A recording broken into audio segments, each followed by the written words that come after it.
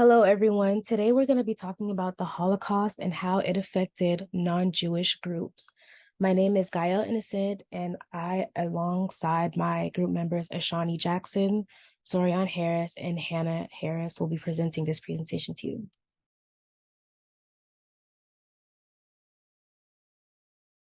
The Holocaust was led by Adolf Hitler in Nazi Germany from January 30th of 1933, and it ended on May 8th, 1945. So the Holocaust was a genocide, and it was also an ethnocide, which is the extermination of the culture of an ethnic group. The word Holocaust comes from a Greek word which means burnt offering. The Holocaust affected the Jewish population mainly, but it also affected other populations, which we will speak of later on in the presentation. These groups include the Roma or the Gypsies, Black people, disabled people, asocials, Freemasons, homosexual people, the Jehovah's Witnesses, Polish and Slavic people, political opponents, and trade unionists. So executions took place in killing centers and concentration camps, and they were done by either shooting or gas chambers where they used carbon monoxide and prussic acid. Hitler wanted the Germany to be a purely Aryan race, which is what initially started this Holocaust. And in this PowerPoint, we'll be focusing mainly on those groups that were persecuted by the Nazis. Here we have a map of the state of Germany, which is located in North Central Europe, and it's surrounded by the United Kingdom, Denmark, Sweden. We have Poland and many other countries. Here we see a closer look of the different cities that are located in Germany. And there are over 2,000 cities, but I believe these are just the main ones. The first group that we're going to be talking about is the Romani people or Gypsies. The Nazis viewed Romani people as racially inferior and as social outsiders. During World War II, the Nazis and their allies and collaborators European Roma. They shot tens of thousands of Romani people that occupied eastern Poland, the Soviet Union, and Serbia. They also murdered thousands more Roma from Western and Central Europe in killing centers. Gypsies were declared to be of alien blood under Germany's Nuremberg laws. Beginning in 1933, Nazi German authorities persecuted Sinti and other Romani peoples in Germany. They were forced into sterilization, which is a process that destroys the ability of a person to reproduce. The first internment camps for gypsies were set up by local governments as early as 1935. Hundreds of men were sent to concentration camps, Sachsenhausen, Buchenwald, and Dachau. During campaigns against the workshop and antisocial in 1937 and 1938. Hundreds of Roma died in a typhus epidemic within the first months of their arrival, due to lack of adequate food, fuel, shelter, and medicines. At the outbreak of the war, they were prohibited from leaving their places of residence.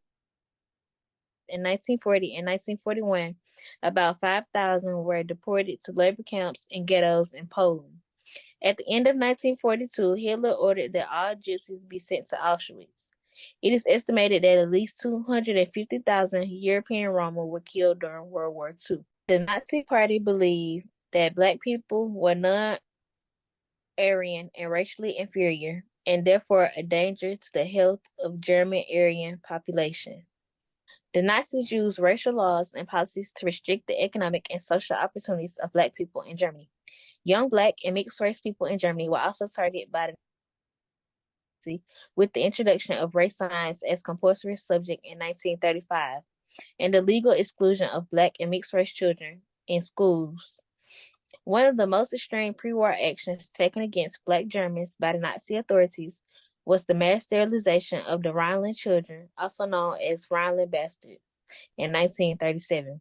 The Rhineland 600 to 800 children who had been born to white German women and Black French soldiers who had occupied Rhineland following Germany's defeat in the First World War.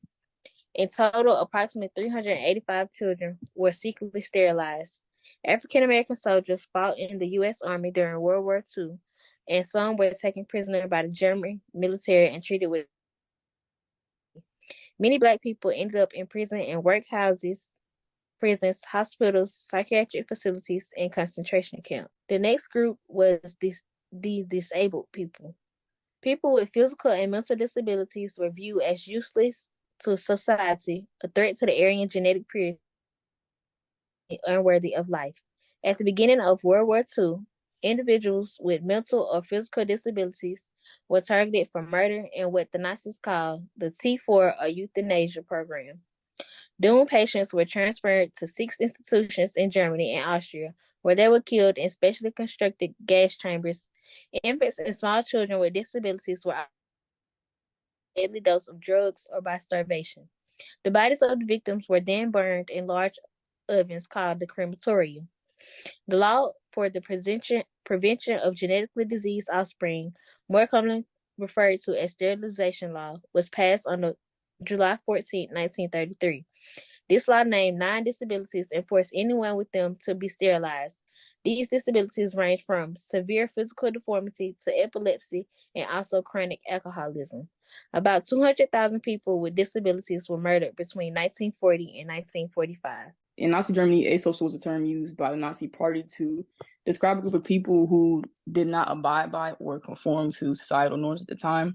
This includes pacifists, alcoholics and drug addicts, beggars, mentally ill or disabled people, and prostitutes. And as we stated previously, Roma and Sinti people were also labeled as asocial. Who was labeled as asocial were assigned black triangles to serve as like badges on the uniforms they were given in the concentration camps. There's also, a picture on the side depicting the different color triangles that were given to different prisoners for different reasons. Pacifists see war as unjustified and wrong, directly contradicts the Nazi view of a pure, quote unquote, Aryan race. This was often punishable by death. In one case, a man named Franz Hagerstotter, I believe is how you say his name, was executed by way of guillotine for his refusal to fight for Nazi Germany. A law was passed in 1871 that stated that beggars or homeless people were to reside in labor, be provided employment and accommodations since they had nowhere else to live or nowhere else to work. But once Nazis took over Germany, this law was essentially done away with, and the unhoused, unemployed were sent to concentration camps, and they were labeled as work shy. Prostitutes were seen as hereditarily diseased and were subject to mass imprisonment. They were a large target for the Nazis at this time. They were forcibly sterilized and euthanized like dogs. Within several concentration camps, prostitutes were also forced to prostitute themselves to other prisoners.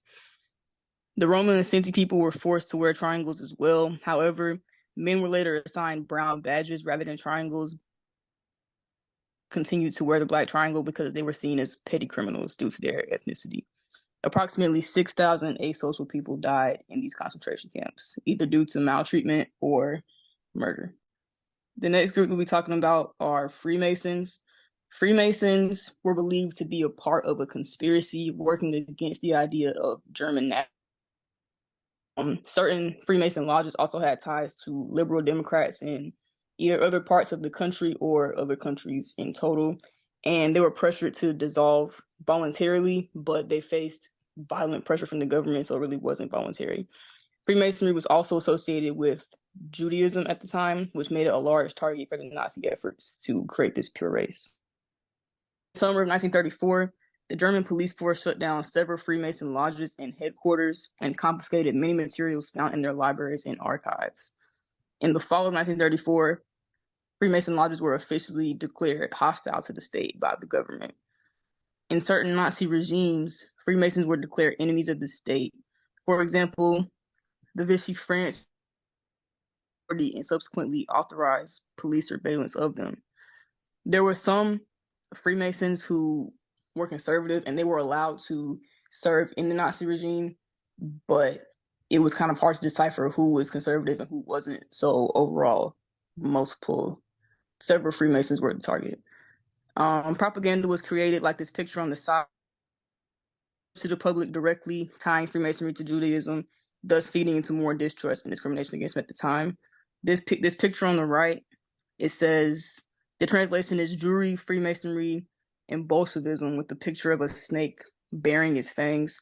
Bolshevism is a communist form of government that was occurring in the Soviet Union at the time.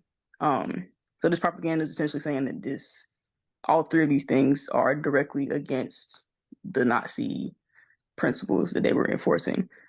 And many prominent Freemason leaders were sent to concentration camps and classified as political prisoners. In Nazi Germany, homosexual individuals were seen as dangerously nonconformist. The idea of Aryan purity or the pure race that Hitler was trying to enforce involved very traditional ideals, including specific gender roles for men and for women.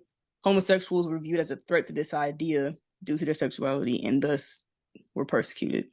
Prior to 1933, there was a law in place, Section 175 of Germany's Civil Code, stating that homosexuality among men was illegal in Germany. In the beginning stages of the Nazi rule, several gay and lesbian bars, as well as several queer publications like magazines and newspapers and such, were shut down. A notable event is the destruction of the Hirschfeld Institute, which was an institution, one of the first dedicated to sexological research and advocating for transgender homosexual rights. And I believe the owner of the founder of the institute himself was murdered this time. On May 6, 1933, Hirschfeld's Institute was seized by the Nazi Party and ransacked, and all of the contents of the library were publicly burned to sort of send a message that Nazi, the Germany, like they wouldn't stand for that. The Nazi Party also made changes to Section 175 in 1935, which broadened the scope of what was considered illegal, and so the amount of jail time for participating in perceived homosexual activities also increased from 6 months to 5 years. In 1937 alone, 8,000 gay men were arrested. Of those arrested, they either faced time in prison or were placed in concentration camps to perform hard slave labor. Over 50,000 gay men were arrested in total. I saw a lot of different numbers. I saw some between 30,000, 50,000, 90,000, 100,000. So it's really unclear exactly how many homosexual men were arrested, but over 50,000 is about an approximation. Approximately 15,000 homosexual men were sent to concentration camps, and 60% of these 15,000 men died. Lesbians were arrested, but the law itself didn't seek out women specifically, so they weren't targeted as much as the men were. The next group is Jehovah's Witnesses. Jehovah's Witnesses are that don't follow national governments, meaning they don't salute flags, sing national songs, take part in politics, or serve in the military. The Jehovah's Witnesses refused to accept the Nazis' total power, believing they were first answerable to God. This resistance was seen as an outright violation by the German citizens, and many Jehovah's Witnesses were arrested as a result of this. Their unwillingness to give the Nazi salute, join party organizations, let their children join the Hitler Youth, refusal to participate in elections, and their unwillingness to adorn their homes with Nazi flags made them targets. The Nazis found Jehovah's Witnesses' refusal to swear allegiance to the Nazi regime made in military combat a threat to the Nazi state. When Germany reintroduced universal military service in March 1935, Jehovah's Witnesses generally refused to enroll. On April 1st, 1935, the Nazis made it illegal to be a Jehovah's Witnesses, and more than 8,000 people were sent to prisons or concentration camps. On release by signing a declaration renouncing their faith. Most refused and faced continued imprisonment or execution. Approximately 1,500 Jehovah's Witnesses were murdered under the Nazi regime, 250 of whom were executed for refusing to take part in armed conflict. Police raided religious literature. Witnesses who continued to missionize or who refused to participate in Nazi organizations lost their jobs and their unemployment and social welfare benefits or were arrested. In the concentration camps, all prisoners wore markings of various shapes and colors so that guards and camp officers could identify them by witnesses were marked by purple triangular patches. An estimated 1,000 German Jehovah's Witnesses died or were murdered in concentration camps and prisons during the Nazis' era, era, as did 400 witnesses from other countries. In addition, at least 273 Jehovah's Witnesses were sentenced to death courts for refusing military service and were executed. The next group, Polish and Slavic people. Hitler hated the Slavic people because he viewed them as subhuman and occupiers of land that was inhabited by the Germanic tribes during the times of the Roman Empire. The Nazis' policy towards Slavs was to exterminate or enslave the vast majority of the Slavic population and repopulate their lands with millions of ethnic Germans and other Germanic peoples.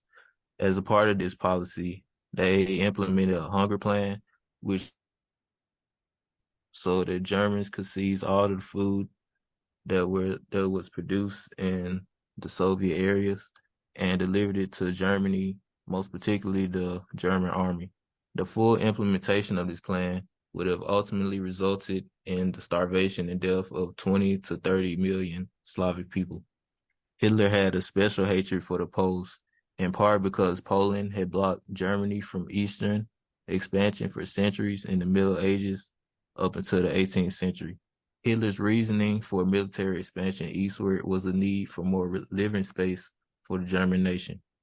The region was to become a purely German area within 15 to 20 years.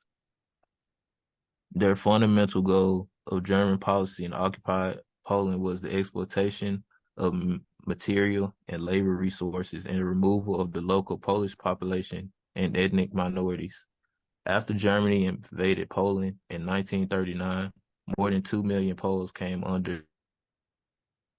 They were forced to wear identifying purple peas sewn into their clothing, subjected to a curfew and banned from public transportation. As part of the policy to destroy the Polish resistance, the Germans killed many of the nation's political, religious, and intellectual leaders.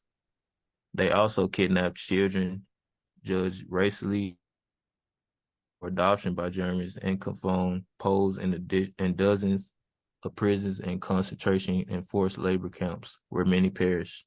Between 1939 and 1945, at least 1.5 million Polish citizens were transported to concentration camps for labor.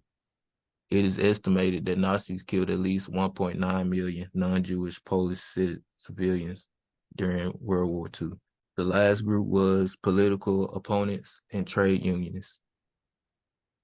On February 28, 1933, the Germans on fire and the Nazis say that a communist revolution is about to happen. Hitler is given emergency powers by the president and uses them to take away freedom of speech, assembly, and the press. Hitler gives the Gestapo, his secret police, the power to arrest anyone believed to be against the government and to hold them prisoner without trial for as long as they want. Ensure total obedience to their regime, the Nazis suppressed all of their political opponents. Concentration camps were built almost immediately after the Nazis rose to power. Nazi officials established the first concentration camp, Dachau, on March 22, 1933. It was first built to hold communists, trade union leaders, and other political opponents of the Nazis. By the end of July 1933, almost 27,000 people, most of them were political prisoners, were incarcerated in these camps. In the camps, political prisoners were often forced to carry out heavy labor to correct or re-educate them. The awful conditions in the camps forced many prisoners to starve or die of the unsanitary conditions. Those that were released were forbidden to speak about their experiences and told to leave Germany immediately. On May 2nd, 1933, trade union headquarters throughout Germany were occupied, confiscated, and the unions were officially abolished and their leaders arrested. The Nazis banned all trade unions that existed before their rise to power and replaced them with the German Labor Front. They also outlawed strikes and lockouts. The stated goal of the German Labor Front was not to protect workers, but to increase in employers as well as workers. Along with the abolition of the right to strike, Workers were also unable to quit their jobs. Anti-Nazi politicians and union workers either fled Germany or faced long-term confinement in a concentration camp. The Holocaust killed about 35 million people who were non-Jewish, and many of the survivors were displaced, so they couldn't go back to their old countries out of fear of anti-Semitism, and they couldn't find new homes. Many people died as a result of diseases and starvation. Finding refuge in other countries was very difficult and dangerous because in some instances, other countries still believed that these groups were wrong and that they didn't belong on this earth. The Holocaust is known as the most extensively documented instance of hatred and prejudice toward multiple communities. This is relevant today because unfortunately ethnocide is still happening in many countries that include Brazil, China, and many other countries all over Africa. Thank you for listening.